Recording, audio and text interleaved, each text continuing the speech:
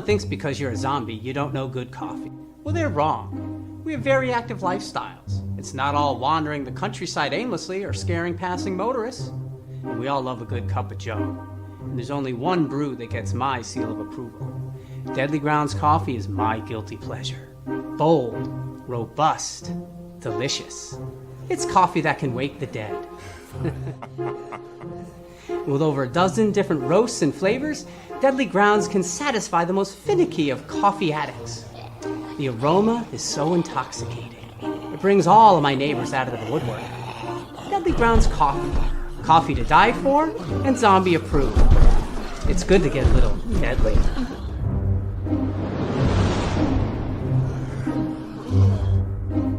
Use the front door! Oh, they're so disgusting.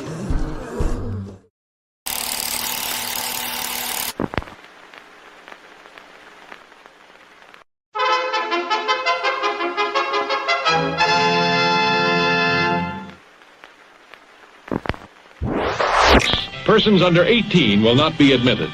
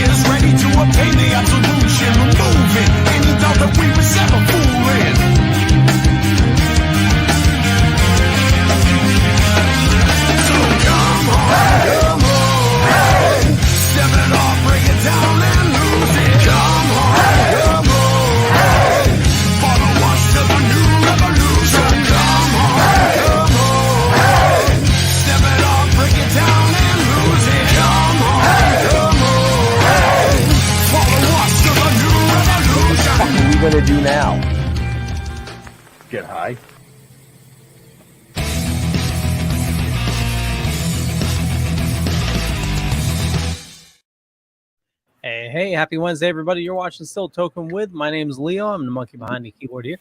We have an awesome show scheduled for you as always. And Mr. Benjamin. You caught me turning up my headset. I did. Busted. No, yeah. Wednesday, season 4, just starting off again here. Amazing guest. I'm super psyched for tonight's guest. I'm gonna let Jeff see if he can butcher the name. Yeah, I have questions. I have questions. I have lots of questions.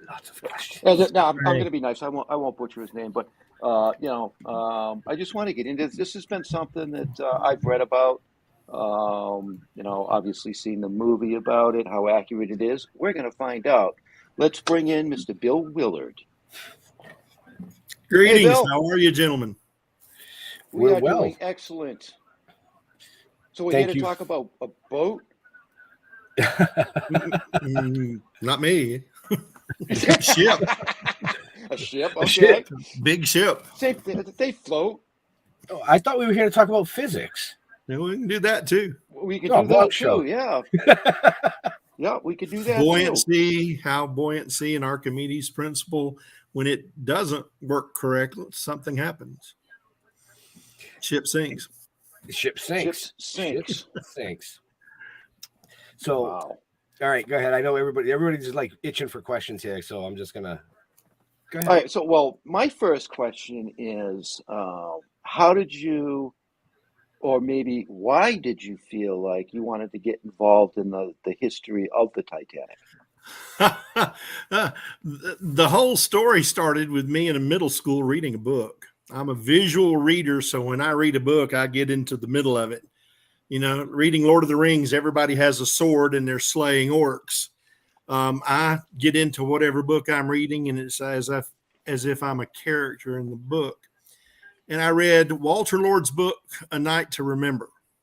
Walter Lord went to all the different survivors that he could get to, and he got their stories, and he tried to piece them and sequence them, and told that story of the sinking of the Titanic from the survivors' words, what they remembered, what they saw, what they experienced. And it's probably the best written book about the sinking of the ship. And so reading that book fascinated me. I read it 3 times in 2 weeks. And this is as a middle schooler. Kids don't read much anymore, but this one did. Right. So I got involved with it, and I learned more and more as the years went out. I found out there was a passenger on board with my same last name. Now, no one in my family had ever said, oh, there was a Willard on the Titanic that's related to us. So I never thought much about it until about 6 years ago. Ancestry.com, excuse me, that may be a free advertisement, is a wonderful device. If you're into searching for genealogy, it's one of several fantastic sites to find out about your history. So I was searched for Constance Willard, and I started tracing her family line and traced it back to Horsmonden, Kent, England, which is where my family is from. So we found a common ancestor, and I am a very distant, we're talking 8 or 9 generations back, we had a common ancestor. So that cemented my reason for following Titanic, but it's just one of those things that captured me through school. I had to do a project on it, and of course did very well in school because nobody had known much about it in the 1970s. And I got involved, got a chance to go out as an observer in 1996 at the expedition. They were trying to raise the big piece. Now, from where I'm sitting, Ben's up there. So behind Ben, they attempted to raise the big piece in 96. And due to several complications, they weren't able to raise it. I met the principals involved, George Tulloch and P.H. Nargelet. Wonderful, wonderful men, both of them. I made a proposal. I said, to me, it seems like the greatest pictures that you could get are from inside each of those staterooms in that ship. They've got some artifacts that they've recovered off the debris field, but everyone that was on board that ship left their luggage. They left all their personal belongings. They put a coat on, they put a life belt on, they tied a sash into the, a belt around them, something like that. And they went up on deck with their shoes on and left everything in their rooms, and it's still in those rooms. And I said, that is where you're going to find incredible pieces to put in museums to show people. Mm-hmm. So we got into a discussion. I created an ROV. In 1998, I was invited to be a part of the expedition. In addition to our ROV going down for its first good test run, we raised the big piece. And that right there was the culmination of an incredible expedition.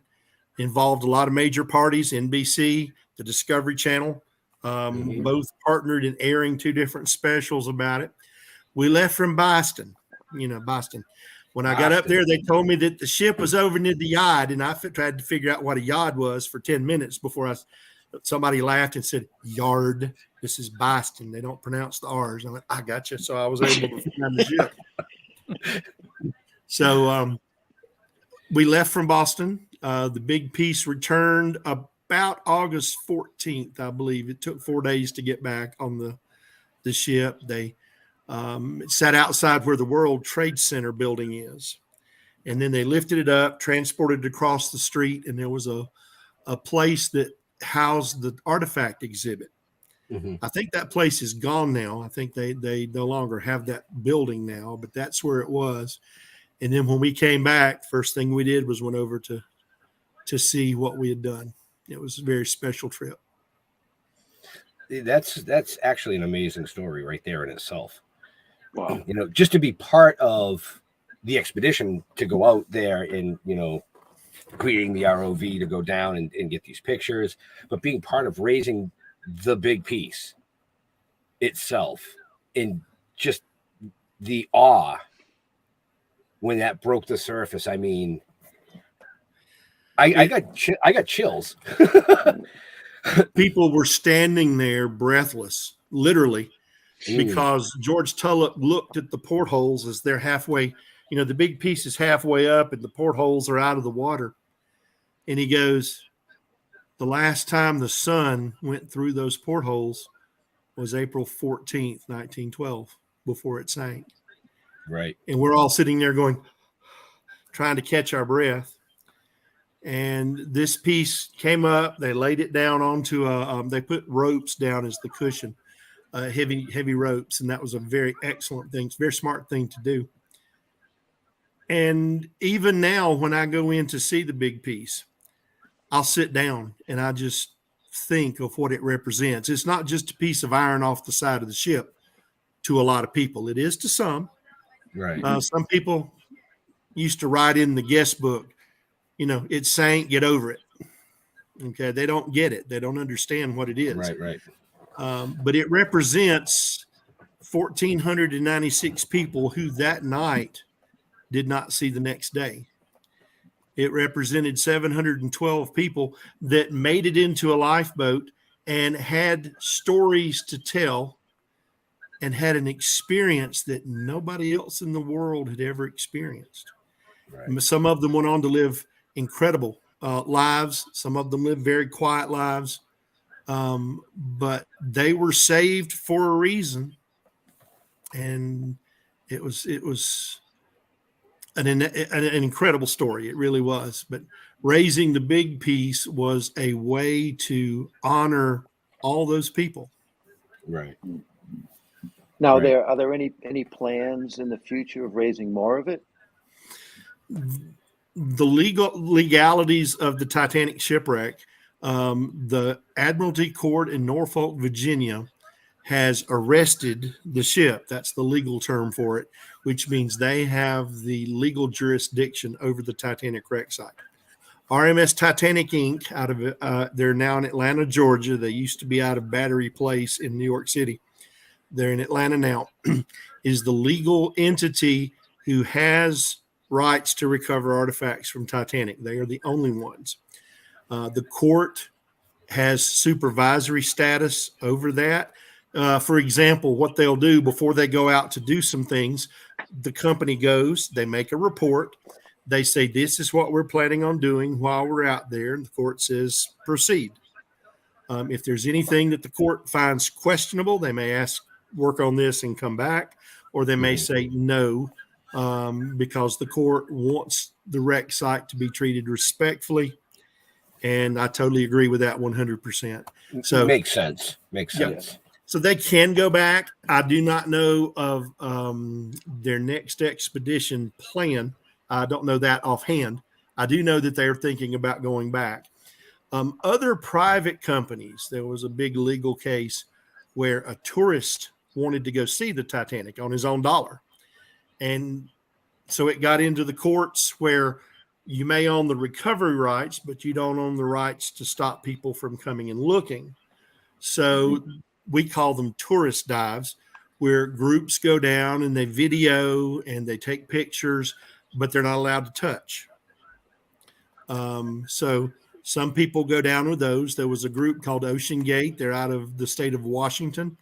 They took their huge, beautiful submersible that they built called Titan over to Halifax and took it out and went down last summer and got some high definition footage of a lot of the ships and the condition of it, the ship's parts and the condition of it right now. And they honored the no touch and brought back some great footage. So those are the things that happen. That's actually really cool. So the piece that you brought up, was there a traveling exhibit with that? It did. It went around on the road for a while. I know it was in Chicago, and it's been in several other places. Was it in Mystic? Oh yeah, I think it was in Mystic one time. It Okay. may have been. I'm not for sure, but I believe it was up that way somewhere. Pretty sure I went to that exhibit. The thing is it weighs about 14 tons. It's huge. It's, very cumbersome to try to pick up. You have to have a forklift to do it or a crane. And so that means you got to offload it on the truck, put it into an exhibiting platform where people can be safe, where it's not going to fall over. And then when the exhibit's over, you got to do the same thing in reverse, put it back on an 18-wheeler on the trailer of a truck, transport it to your next place. And that was very cumbersome. So the company in the early 2000s, mid 2000s, got it booked into the Luxor, and where it still is to this day. They had to bring in a large crane in through the doors of the Luxor into the interior. If you've ever been in there, they had to pick this piece up, lower it down, put it in place. And it would be a tremendous amount of work to remove that. So right now they're keeping it there and keeping it static, and it's pretty good. It's pretty nice little exhibit. Now I know it's made out of iron or steel or whatever they made the things out of, but how brittle is it? How easily could it be damaged by moving?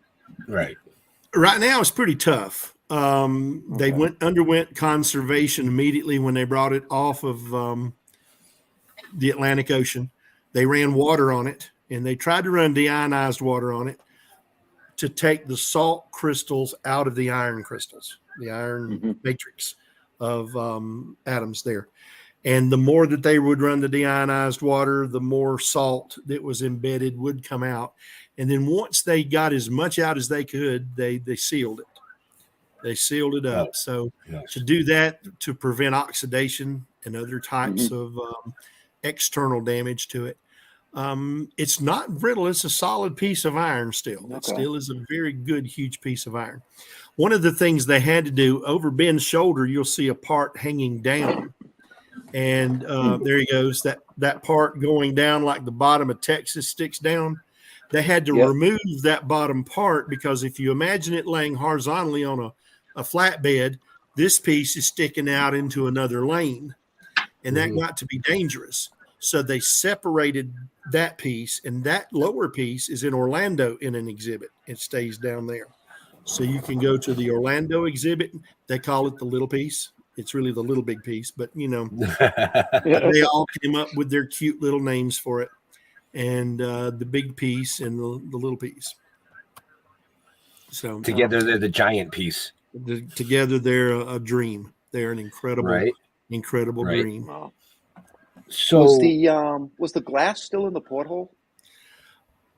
The glass was broken in most of the portholes, to the point of being fractured, and because it was catastrophic when it hits the bottom of the ocean.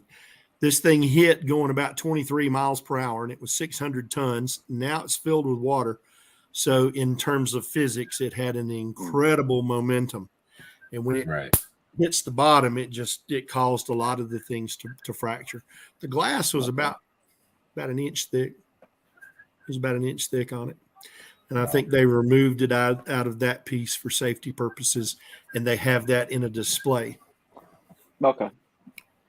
Good question. Very good question. Yeah, that was actually a good question. I was going to bring up, because of all this, you actually wrote a book about this. We did. 5 years ago, I had an idea that we need to share our stories. We had lost several members of our expedition team. So I looked on this wonderful land of internet that we have now, and I started searching for as many of our team as I could. I contacted them, and I said, I'm thinking about writing a book. If you're interested, send me some paragraphs. I'm going to put your paragraphs in the book, and we'll see if we can't share this wonderful expedition that we had, if we can't share the specialness of it with readers that are interested. And it took about 6 months to get everyone to submit. I had someone from Australia submitting. I had England. I had someone in Denmark. Couldn't think of the country for a minute. Had someone in Switzerland. So it was an international team. Had some Canadians and as well as Americans. And they shared their paragraphs. My publisher said, I've not heard of a book like you're thinking about. I'm looking forward to it. And her publishing company is in Oklahoma. And so we sent the first 3 paragraphs. My wife helped edit, first 3 chapters. My wife helped edit. She takes a lot of my hyphens out. I do a lot of hyphens when I write because I like to pause. Being a teacher, you pause at certain times for emphasis. So she'd come back and take them out and put in semicolons or commas or period, new sentence, and tell me, that second paragraph, work on it, and I'd fix it. So she was an excellent editor. We submitted it, and the editor the publisher says, now it'll take me probably a few days to get around to this. And all of a sudden that night I get an email from her about 11 o'clock, her time, 11:30 or 12 o'clock is late. And she said, I want you to know that I decided to go ahead and read your first chapter. And I was so hungry for chapter 2. I said, I'm not going to stop here. I got to read the next chapter now. He's built it up to this point. I got to see what happens next. So she read the second chapter. And then at the second chapter, she said, you didn't. You set me up again. I have to read the third chapter now. I'm not going to put this thing down. So she went ahead and read chapter 3. And she says, when am I getting chapter 4? Don't leave me hanging here, Bill. Chapter 4, we want. And she said it was one of the best reads she's had. She was not a Titanic person until she started reading this book. And that was a great honor for her to say that. I do have the paragraphs that people submitted. I have their paragraph with their name on it, so that their names are in the book. Their stories are in the book. Their funny things, their sad things. And we even have a tribute to those that we had lost since the expedition. Several people didn't submit paragraphs. They instead wrote a 3 to 5 page story, chronologically, whatever. And I couldn't break those up, so I put those in as appendices. And all in all, I was very proud of what everybody had accomplished. And the people that have read the book have given it very high praise. And this book is being considered for a documentary leading up to the conference in August, using it as the sort of the outline, the skeleton of the documentary, because it goes through the segments of it to get there. They asked me, would I be the executive producer, the executive producer, because I'm the one that can tell them something without having to research it. And so I said, I'd be honored. I'd be glad to do that. That'd be great. And excuse me. Oh, they're going to be down there possibly filming at our conference as the last segment of the documentary. Getting cool. The reactions of the expedition team, getting reactions of tourists as they come through the exhibit with their permissions, of course, and everything, and just getting their thoughts and their feelings. And to me, there's 2 types of Titanic documentaries. There's the ones about the science and the brittle steel and the rivets and how many different ways did it sink, and that appeals to people's minds. Mm-hmm. But once you get the reveal, you're done. You can move on to the next event. But some of these stories appeal to the heart. Mm. The stories about the passengers. When you hear about how a mother lost her 2 sons, and that's Rhoda Abbott, it rips your heart out. It really does. And it's so wrenching. It really, you have tears coming out of your eyes. It's just so sad. And to know that this happened all throughout the ship as it was sinking, stories similar to that. Mm. What we did at our last year's Titanic Con is I had a wonderful lady here in town who has an English accent, and she read Rhoda Abbott's story. I changed it from I did. You know, I changed it to first person. Mm-hmm. So it was like, I did this and I did this, and this is what we did next. And this is what, and she read it in that aspect, and she put in dramatic pauses. She put emotion in her voice as if she were doing a reading for a cartoon or something like that.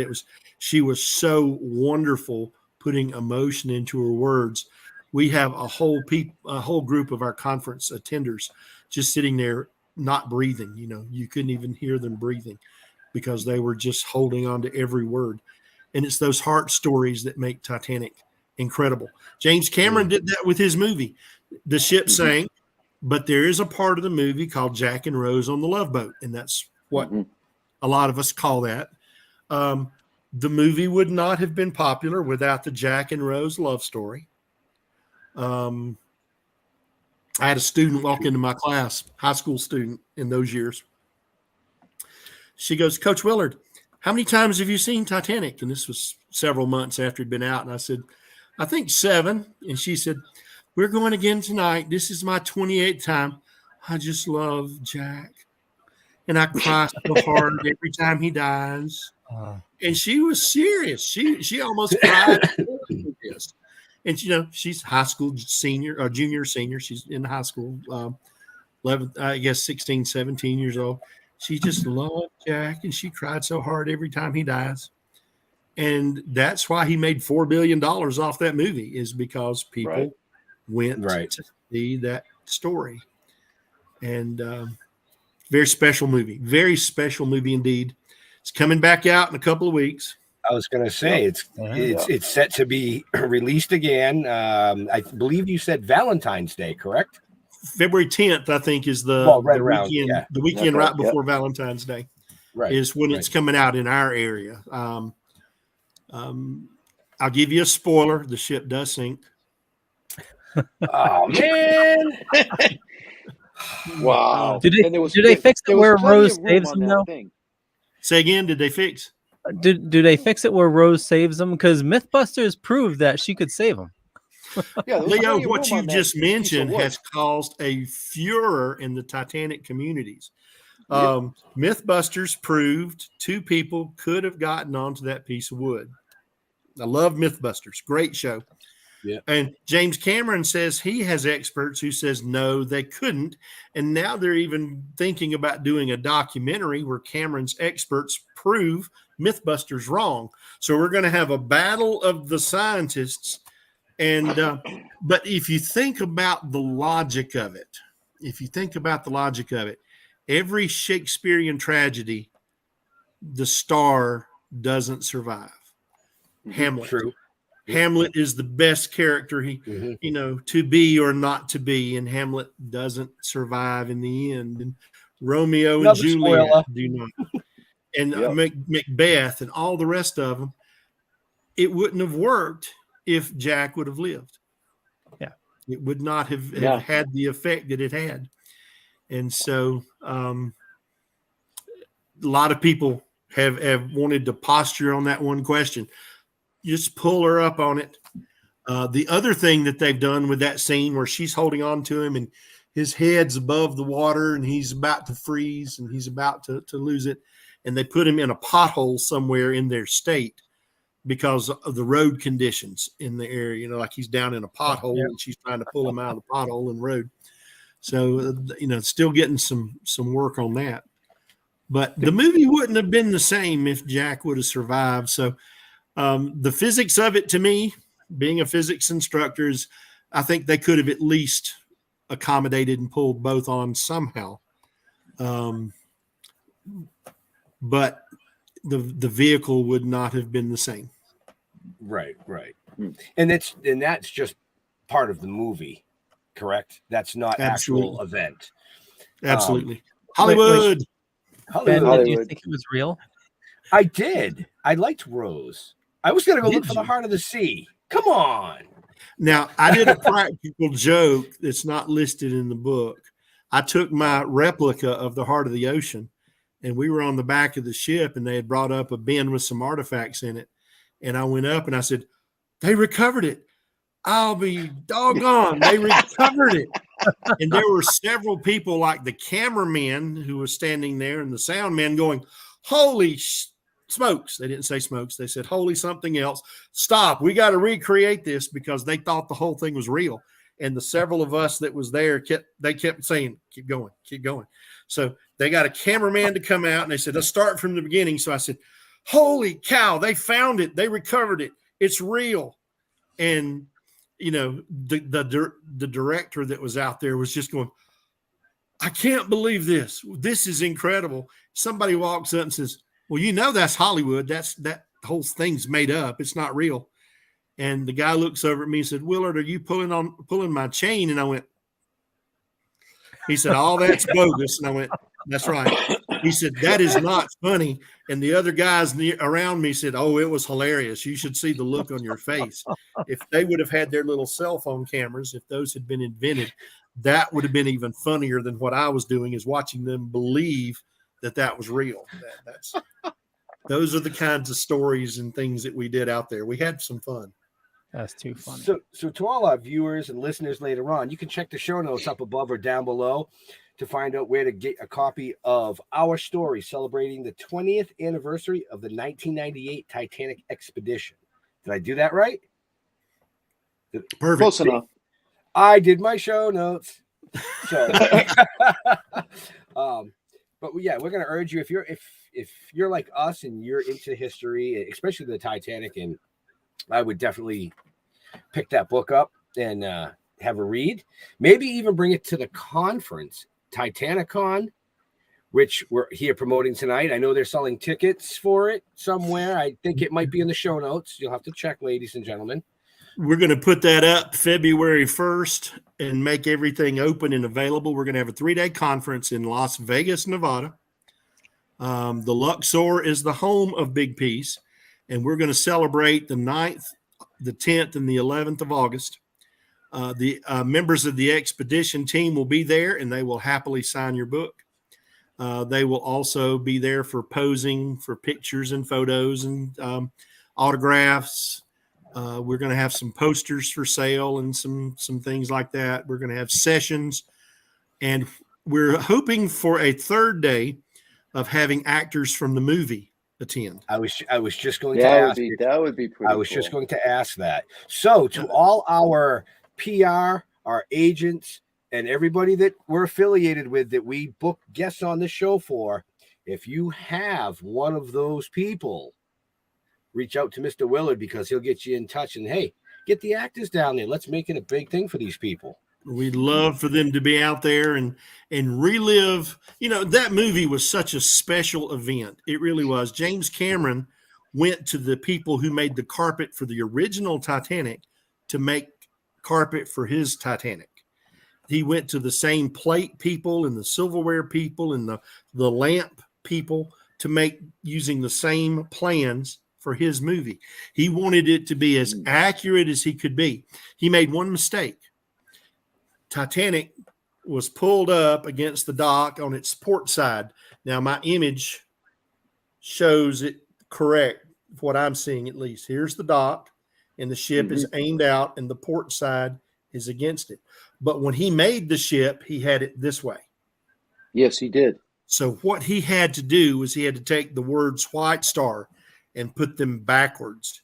He had to take the car that pulls up with Rose in it, wearing her little purple outfit.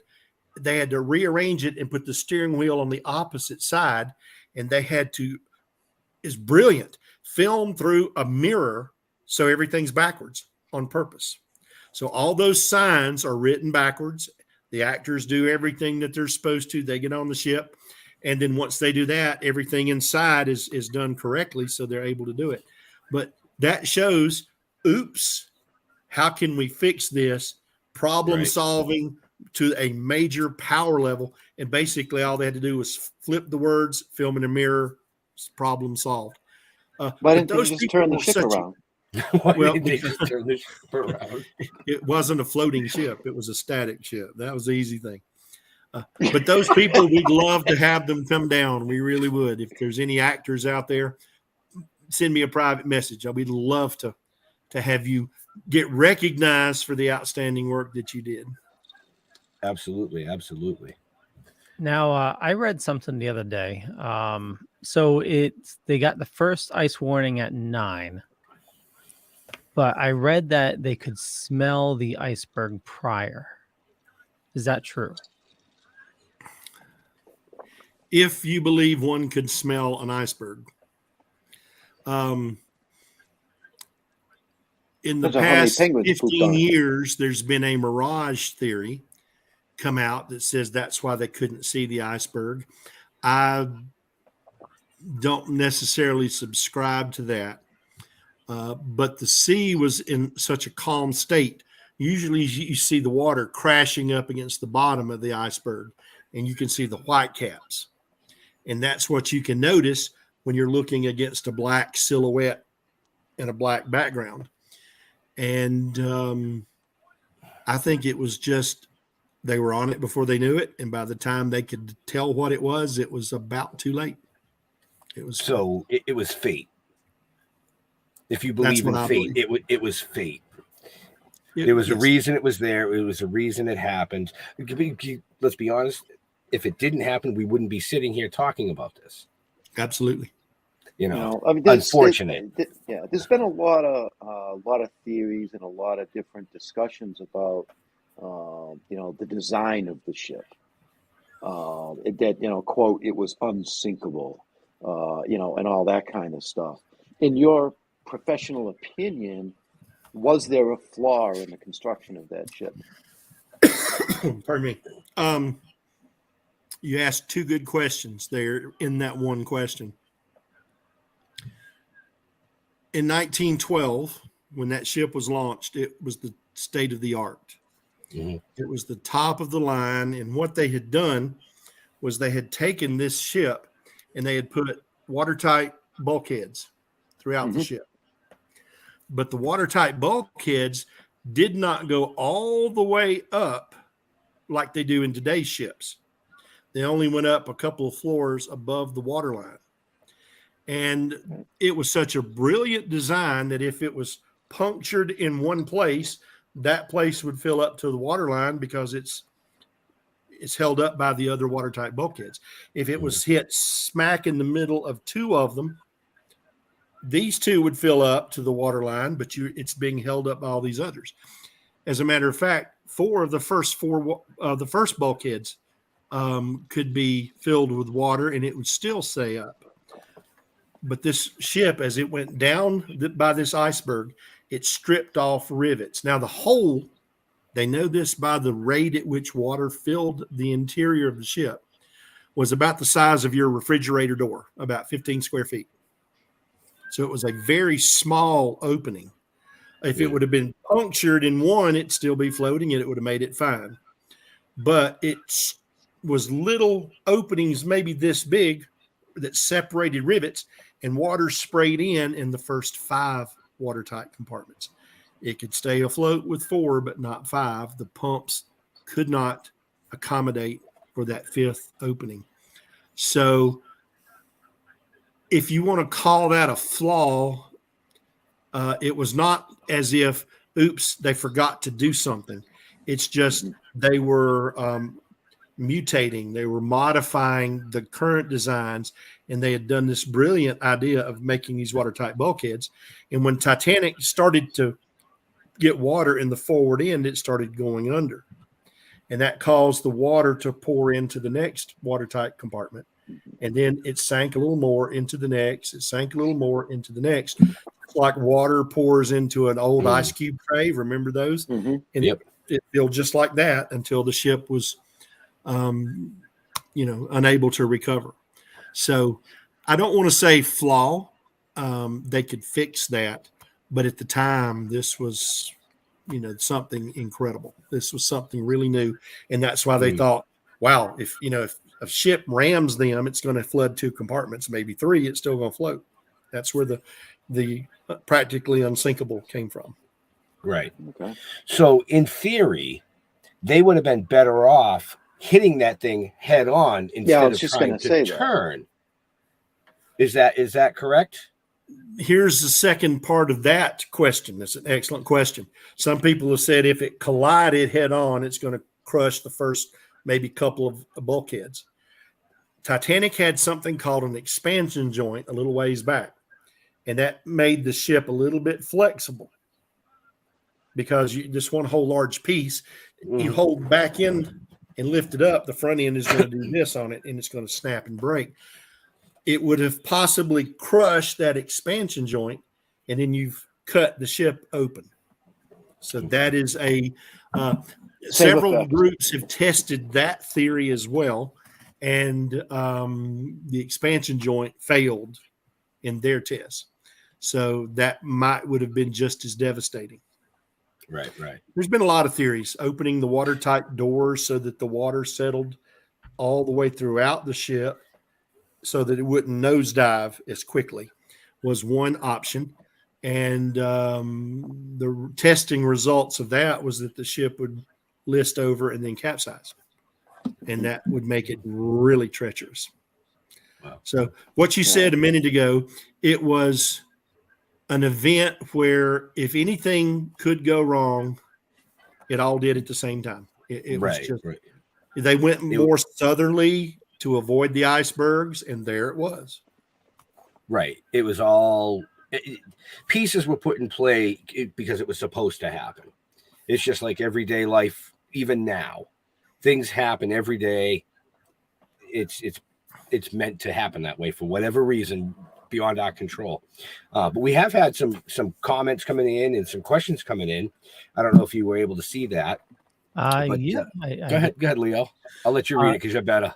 Yeah, Silmarillion Animated is saying, Astor, Strauss, Guggenheim, what do you think about JP Morgan not getting aboard? Too kooky? The Titanic is a very fascinating subject.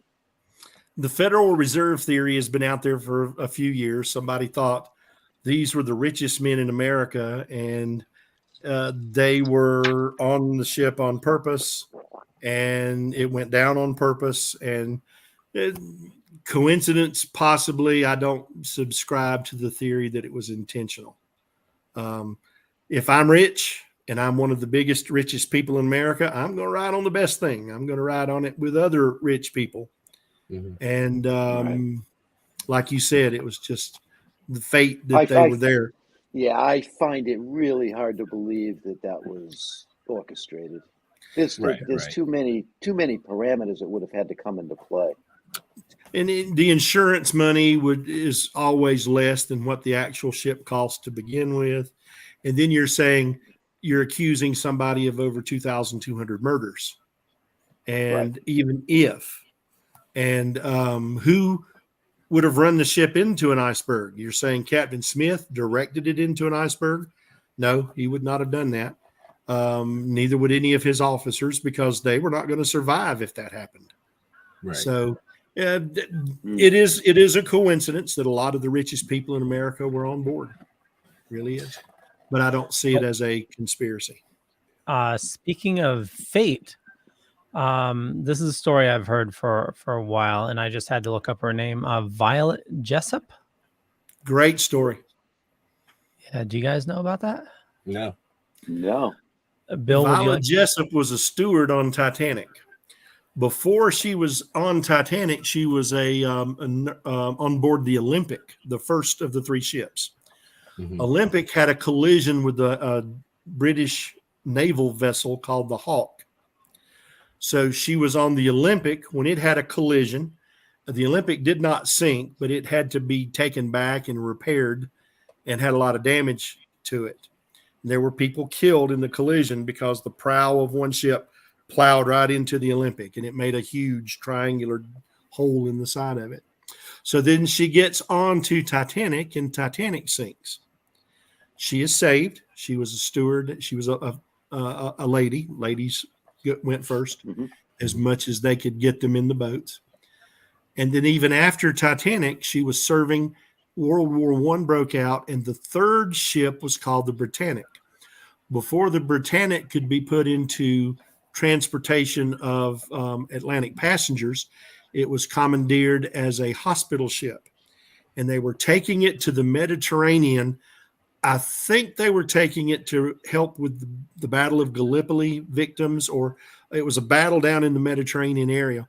It struck a mine off the coast of Kea, K-E-A, and it sank very quickly. And Violet Jessup was on it and survived that wreck. Wow. So she survived all three major wrecks of the Olympic class ships, Olympic, Titanic, and Britannic. And I don't know about you guys, but if I would have survived one of them, I probably would have taken a job on land for the rest of my life.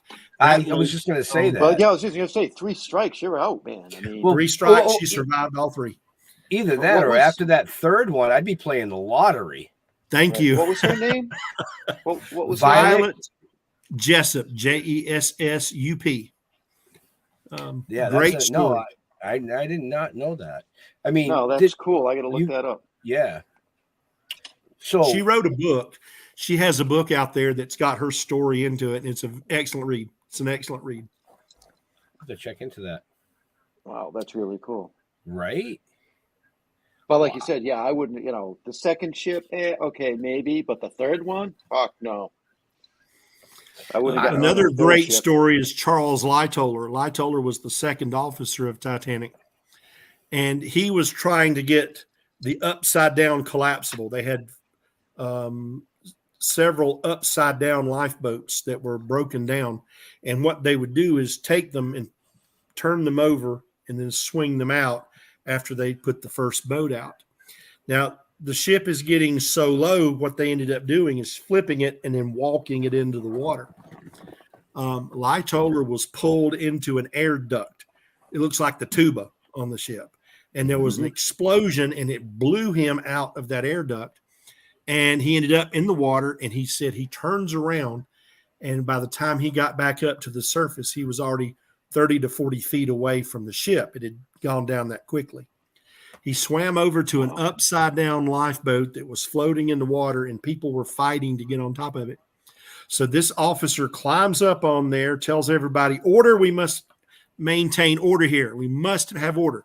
And men stood up and lined up behind him. Now, he would tell them, okay, now lean to the right just a little bit. Hold it. And he'd start tilting over, and he'd say, lean back to the left, hold it. And they did this for about an hour and a half until another lifeboat came over and offloaded those standing passengers. So he saved, I think it was 23 people by doing that. Later in his life, the Battle of Dunkirk was occurring. And if you know the story of Dunkirk in England, France, it was the British troops over there.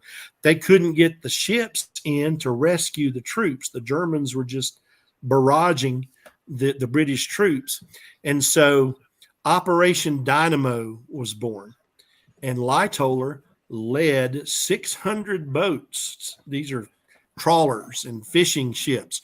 And here they go across the English Channel at one time in this armada of ships. And they pull up on the beach because they have low drafts, and they're pulling soldiers in. And as soon as they get them in, the soldiers push them back out, and they go back. And Lightoller had a small little yacht, and he made trips as well to rescue as many sailors of the soldiers as they could. Right. And what an incredible story. If you see the movie Dunkirk that they had out a year or two ago, that character played by I've seen it, but I can't remember who it is. Yeah. You know the actor that I'm talking about. Yeah. Plays a Lightoller-like character. And that is what we all said, they based that on the Lightoller story because his boat actually looks a lot like the Sundowner, which was Lightoller's yacht. Right. That's, wow. No, Wow. I was reading somewhere. Mark Rylance. That was his name. Mark Rylance. Okay. Yeah. So I was reading somewhere. I don't know if it's true or not. Maybe you can shed some light on it. That there was actually there was a lawsuit filed against. It had to do with one of the actors in the movie. A lawsuit he took a against Cameron? bribe. Is that true? There was a scene that Cameron had put in the movie where the first officer, Murdoch, took a bribe and then eventually shot himself. Yes. There is no evidence that the real Officer Murdoch did either of those. There'd be no way he'd take a bribe, for example. He would be too busy getting women and children into the lifeboats as much as he could. There was testimony that some officer shot himself, but the passengers would have known Murdoch. They would have known the top 3 or 4 officers on the ship, just because those first class people traveled so much. So Right. it is very, very doubtful, slim to 0% that it was Murdoch that did that. One of my theories is it may have been Chief Officer Bell, but I have nothing to support that on, except for he's the only one that I've eliminated that's not been eliminated yet based on my readings. I may be totally wrong, but in my opinion, it was not Murdoch. The family was not of Murdoch now. The current descendants weren't really pleased with his portrayal. And so I don't know if there was a lawsuit per se, but I do know that James Cameron, in an effort to make peace, made a very nice donation to a cause of the families. And I believe it was a school. Okay. And the family accepted that. And it was literary poetic license, I guess is the term for it, where Right. he put that in there, even though there was no actual proof that it was Murdoch. Right. Okay. And I thought that was a nice gesture on Cameron's part to try to say, I don't know if he even came out with a quote apology, but to make this gesture to reconcile, I thought was very nicely, nice done. Yeah. So to our viewers and listeners, I mean, if you want to find out more about this, head out to Titanicon in August in Vegas. So just keep an eye out on the interweb for Titanicon. I believe you said it was going to be launching February 1st. Beginning of February, we're going to put the details on how to sign up for it. And you've put the website up there that tells more details, that will tell details about it and how to find out more if you want to find more. Right, and that's in the show notes up above or down below, depending on where you're watching or listening to us. Okay. There was one other thing, because I know we're starting to get tight on time. There was another thing that I wanted to ask you about, and I believe it's 92 graves, I believe, of unknowns. 42 unknowns. 42. Okay. I looked at a 4 as a 9. That's old age. So that's something that you're getting involved with to try and identify these unidentified. Is that true? When Titanic sank, White Star enlisted several ships to go out and recover bodies. Some were buried at sea because of the condition of the recovery, and the rest were taken to Halifax in Nova Scotia. Halifax did a wonderful job of taking care of the Titanic victims. Those that could be identified, if they were first or second class, usually were claimed by their families and shipped back to cities in America and Canada or back to England for the most part. Those that were not, usually the poorer families could not afford those costs. They were buried there. 3 cemeteries in Halifax, the Baron de Hirsch Cemetery, the Mount Olivet Cemetery, and the Fairview Lawn Cemetery are the homes for those graves. And all 3 cemeteries have done above and beyond to honor and to take care of those graves. They've done an outstanding job. With my crazy family genetic project of discovering that I had family on the ship, I sought and have assembled an international team of people, and we have offered to go to each of the unknown graves and to recover a DNA sample. Not take the body out of the grave and show it on TV, right. Just to go down and to find and get one small sample and a backup sample, two samples for testing. I have 2 DNA clinics. One is in Europe and one is in America. And those 2 DNA samples will come up with a DNA sequence for which our history team, and we've got some of the best passenger and crew experts that I know personally, and they've all said, I will volunteer my time. I'd love to be a part of this to help find the identities of these people.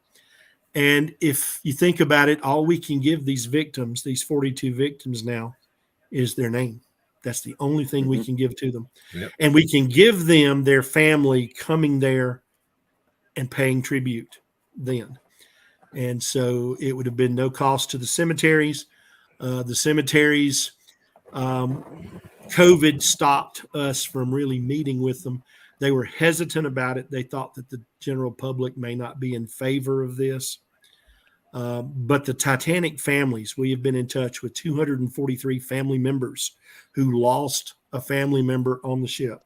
And all of them support this project, and all of them say, take my DNA. All you got to do is spit in a little cup.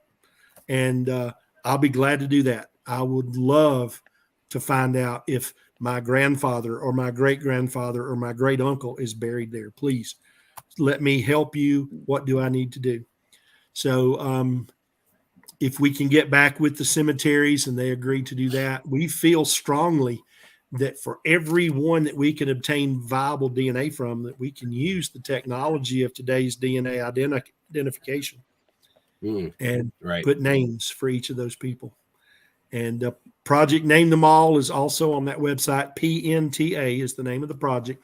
Project Name Them All. You can click on that and read what you think about it there. And, send me a message. If you support us, I'll add your name to the thousands that have already supported us. And we really appreciate. Well, you can add my name. I'll tell you that right now. I think I told you that on the phone too. Because God, thank you, Ben. I'm going to put you down on top of one of the lists.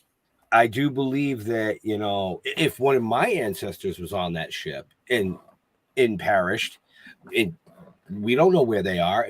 If there was even the slimmest chance that it was one of the bodies of the unknowns, I would want to know.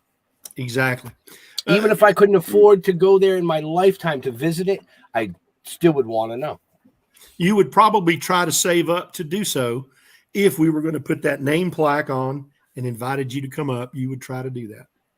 Right. We could find a train to get you up there.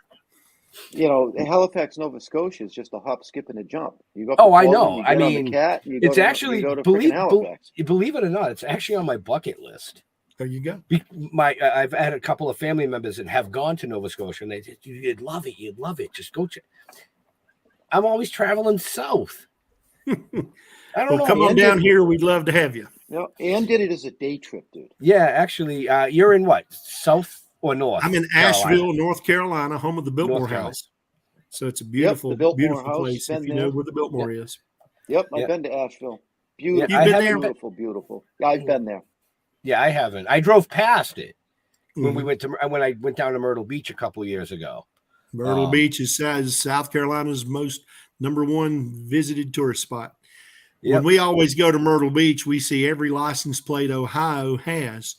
And I always have said, if Canada ever wants to invade America, what they need to do is wait till the summer and invade Ohio, because Ohio is either at Myrtle Beach, South Carolina, or Orlando, Florida. Nobody else is at home. They could take over Ohio without having to fire a weapon. They're always on the road. So let's see, North Carolina. Yep. Yeah. Any of you guys come to Asheville, let me know, and I'll buy you lunch. I got a couple of great places. Oh, nice. Well, I got me and my wife own some land down in a little place called Collettsville, which is about a half hour from Blowing Rock. Okay, so we go down there, every once in a while just to check out the land. Well, yeah, I was just trying to figure out how far down, how many hours. We took a trip down to Asheville. Day trip, easy day trip. Easy day trip. It was absolutely that Boone, Blowing Rock, and Lake Lure area are just absolutely fabulous. Especially if you get to go up in October. It's like you've never seen it. And actually, it was the fall when we were down there, because we purposely went in October, late October, because we wanted to take that ride up the Blue Ridge Parkway in the fall, which was gorgeous. Absolutely. Well, it's such a great opportunity you had. Everybody needs to do that once in their life. Yes. Yeah, I was just going to say that because we have to go to Georgia. You and I, Jeff. We're driving to Georgia in August for a con. Oh, we are? Yeah. You going to Dragon Con down there? No, actually, we're going to Georgia Poppin' Horror Con in Columbus, Georgia. Okay. First year Poppin' Horror Con, put on by some great guys, Billy Middlestat and his partner Brian, pain in my butt. But they do a show in Maryland, a show in Virginia, and this year they're dropping one in Georgia. So, you never know. We might take you up on that. We might just, I think it's about lunchtime, man. Let's just, You give me a call, I'll meet you, and I'll tell you where to go. It's a great place. A couple of great places. 2 hours out of the way to see. That's all right. Let's go. It's only 2 hours. It's only 2 hours. We've been on the road for 27. Who cares? No, it's like 13. I think Boston's like 12 or 13 from where I'm at. Yeah, I was going to say it's about 12 or 13 hours because it took us just over 15 and a half to get to Myrtle Beach. Yep. Yeah. And you got to go in 95 too. That's everybody takes their life into their own risk in 95. You're doing 85 or 90 miles an hour, and here comes 4 cars from New York that just blow you off the road. Or you're driving through New York and a truck tire explodes and almost takes you off the road. Yeah. Right. That happened to us on our way back from Virginia last year, right? Yeah. Yeah. We were on the on 95 coming through Jersey, and this guy came flying up on the side of us, got in front of us. Thank God he did, because that truck tire exploded and took him out. Right into the side. Boom. And I don't know how he made it through there because there was debris flying everywhere. I played a lot of GT. Yeah, not a scratch on the truck, but I think we both soiled ourselves. I can relate to that. I can understand that. But yeah, thank you, gentlemen, for a wonderful conversation. Awesome. Excellent. I mean, I wish we could. I have tons of questions, but we're just going to have to meet up. Yeah, we would have to meet up, and I think I'm going to have to buy the book now. Do it, and when you come down for lunch, I'll autograph it for you. I'm going to have to buy the book. I'm going to urge everybody else that's any historic type people out there, but especially the Titanic style stuff. Get the plug. Book. There's the plug. Yeah, right. It's it. Yeah, there it is. It's in the show notes. It's in the show notes up above or down below. I did find the link on the Amazon site for it, so it is in the show notes, folks. It's not that expensive. I would say buy the book, and then head down to Vegas if you can, to Titanicon, and have this wonderful gentleman sign it, along with everybody else. Join our Titanic conference family. We'd love to have you be a part of it. We love everybody that comes in the door that wants to find out something about Titanic, and we make great friends. I mean, I'm blown away just by what you've been able to experience with the Titanic and the knowledge you have of the Titanic, being a distant descendant of somebody on the Titanic, and everything that you're doing to preserve the whole thing. I mean, it's just, fabulous. I've been very blessed. I've had some opportunities that were put before me that are not common. They're very unusual opportunities. And I was just able to be a part of a lot of those things. I was not one of the big wigs on this expedition. I was one of the, we got him along for something else. And so I wasn't like a major player there, but I'm a major player that observes and listens and absorbs. And I was the one that shared the story. And it was such a great story to tell about everything that these people had done. And here I am. I'll give you an example in Boston when we had the press conference right before we left. I'm standing in the back of this group of incredible people. Okay. And so I decided I wanted to watch instead of, hearing it from behind. So I walked out from behind where I was supposed to be, behind the people asking the questions, so that these others could say things like, I'd hear them answering, and all of a sudden they ask a question. And Tom Detweiler, who was at the microphone, said, we'll bring him up here to answer. And he starts looking around. He says, where's Bill? Anybody seen Bill? Bill, are you here? And he says, he's supposed to be here with us. And I said, here I am. I was over on the other side, so I had to come back and walk back around. I didn't think they would ask me a question like that. I just, I stepped up to the microphone, and I'm a little bit of an extrovert. You've seen that tonight. But it was humbling to be there with these people who I had honored and revered so long, standing beside them.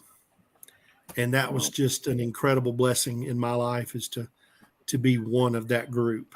It really was. So I have a final question for myself anyway. Okay. Yep. Give me a percentage of how accurate you think the movie was to the actual story.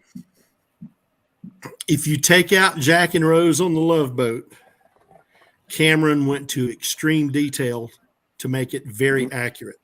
Hallways, ship's actions, words, phrases between other people. He showed scene where a boy was spinning a top. And that's when Jack stole the coat so he could sneak back in to talk to Rose again. And there's a photograph of young Douglas Spedden from the state of Maine spinning a top. So he took that scene and built a movie scene around it, that photograph, and built his movie scene. But the Jack and Rose part, 0%. Some people said Rose was a combination of several people. She may have said a few of the sentences, a few did, but Rose was an independent, unique, special character, as was Leonardo DiCaprio's character. There was not a Billy Zane character. He was magnificent, though, playing the bad guy. But if you take those characters out and you look at the ship in motion, and you look at the decks, and you look how people strolled around and went into the dining areas, it's almost as if you were really there.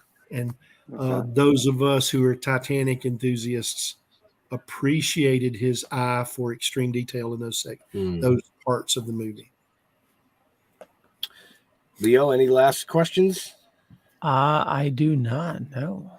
All right. So all our viewers and listeners, like we said, check the show notes up above or down below, depending on where you're watching or listening to us. Check out the book that this amazing gentleman has written. And sometime around Valentine's Day, if you got nothing to do, take your significant other to the theater. They're going to put Titanic back up on the big screen. I mean, we saw it on the big screen. I think I went with you, Jeff. I think it was me and my wife and you and your wife when it came out. Yeah, it was. Yeah, it was the four of us. Yep. Yeah. And I'll tell you, I mean, I've seen it 100 times because it's a great movie. Yeah, and cried. Well, it's because Jack died. Well, I mean, you take a disaster and you turn it into a sad love story. You know what I mean? It's right. I mean, that's really what it was all about. Right. That movie. Right. The opening of it, the newsreel segment, is what tears me up. It really does, because it shows the people waving in that choppy newsreel sepia tone, and it's got that incredible soundtrack to it. Oh, mercy, that soundtrack was one of a kind. I hear that soundtrack or the theme song for that every day. It's my wife's ringtone for my daughter. I don't know why, but one of my daughters. So that's she her calls heart every day. Continuing on. What a great idea. So thank you, gentlemen. It has been a great honor. No, thank you for coming out and hanging out. Leo, on that note, you know what to do. We'll wrap it up. I want to thank everybody for watching this fine evening. For me, just Google Leo Pond. You'll find a bunch of stuff. Could be true, could be not. I'm not going to say which is which, but I run the Dorkening Podcast Network. We got a ton of shows on the network. There's a lot of awesome people doing a lot of awesome stuff. Head on over to thetokingdead.com. You can learn more. Bill, where do you like people interacting with you on social media? Titanic Con 23 is the Facebook page, where we will be doing some discussion about the conference very soon. VoyagesExplorerTitanic.com is the website. One word, VoyagesExplorerTitanic.com. If you send a message on either one of those locations, it will get to me.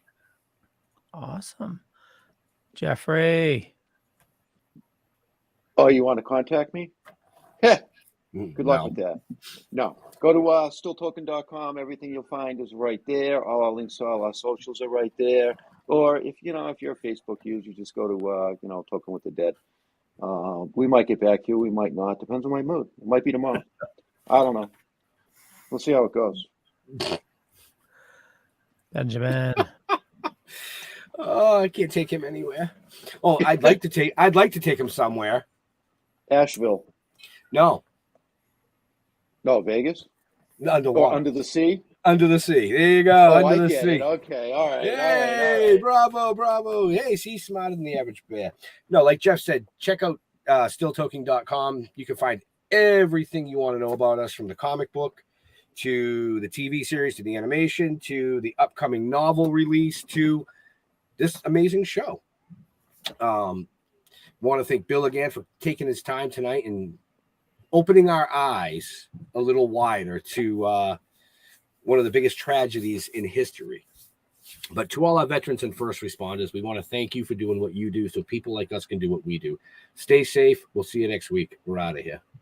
Bye.